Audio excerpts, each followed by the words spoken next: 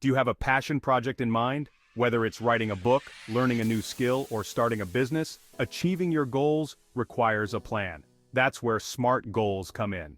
SMART stands for specific, measurable, achievable, relevant, and time-bound. Let's break it down. First, make your goal. Instead of saying, I want to write, try, I want to write a 10-chapter fantasy novel. See how clear that is? Next, make it. Track your progress. You could set milestones like 1 chapter per month. Your goal should also be, if you're busy, writing 1 chapter a week might be too much, but 1 chapter a month, totally doable. Then make sure it's to your passions. Writing a novel makes sense if storytelling is what you love.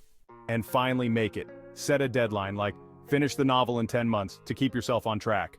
Now, what's the difference between short-term and long-term projects? Short-term projects last a few weeks or months. They're perfect for exploring interests quickly and making an impact, like organizing a charity event or writing blog posts.